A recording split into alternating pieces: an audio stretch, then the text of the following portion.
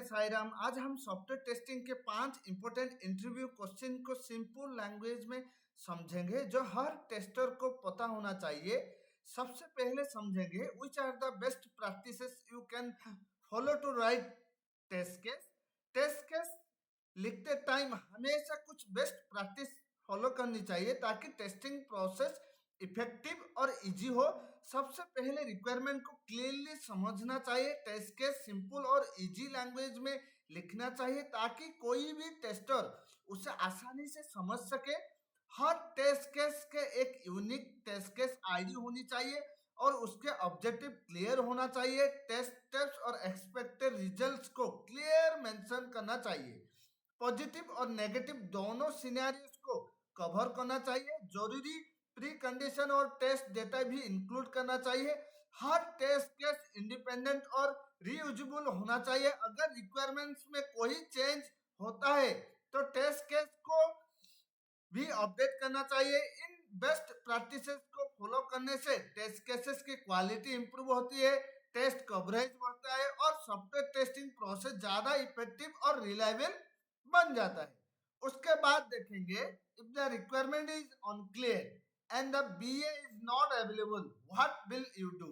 चलिए देखते हैं। अगर रिक्वायरमेंट क्लियर नहीं है और बिजनेस एनालिटिक्स अवेलेबल नहीं है तो सबसे पहले मैं अवेलेबल डॉक्यूमेंट जैसे बीआरडी, एसआरएस, यूजर स्टोरी और एक्सेप्टेंस क्राइटेरिया को रिव्यू करूंगा ताकि रिक्वायरमेंट को अच्छे से समझ सकूं। अगर फिर भी रिक्वायरमेंट क्लियर नहीं होती तो मैं project manager, team lead, developer या टीम के किसी एक्सपीरियंस्ड मेंबर से डिस्कस करूंगा।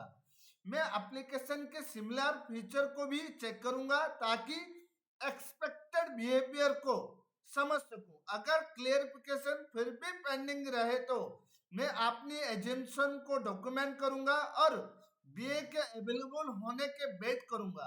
बिफोर क्रिटिकल टेस्टिंग स्टार्ट करने से पहले इस अप्रोच से मिसअंडरस्टैंडिंग से बच जा सकूंगा और टेस्टिंग हमेशा करेक्ट रिक्वायरमेंट के बेसिक पर की जा सकता है। अब बात करेंगे at the very first test case if you find a blocker defect how will you proceed with further testing।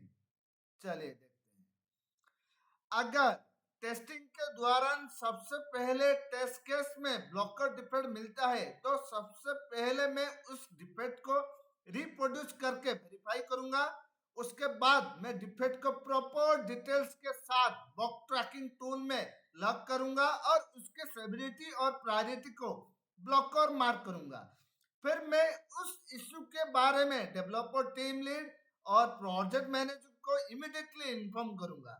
अगर ब्लॉकर डिफेक्ट के वजह से आगे की टेस्टिंग पॉसिबल नहीं है तो मैं उस पर्टिकुलर फंक्शनैलिटी के टेस्टिंग टेम्पररी स्टॉप करूंगा और दूसरा इंडिपेंडेंट मॉड्यूल्स या फीचर्स के टेस्टिंग कंटिन्यू करूंगा।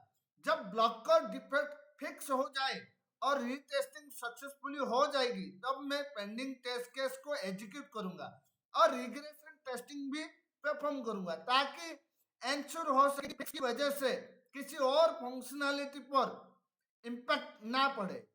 अब बात करेंगे expected result is wrong in the requirement what will you do. चलिए देखते हैं इसको भी।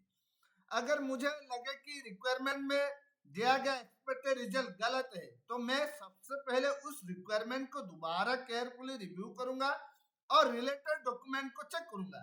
अगर फिर भी डाउट रहे तो मैं बिजनेस एनालिटिक्स, प्रोडक्ट ओनर या प्रोजेक्ट मैनेजर से क्लेरिफिकेशन मांगूंगा और अपना कंसर्न डिस्कस करूंगा।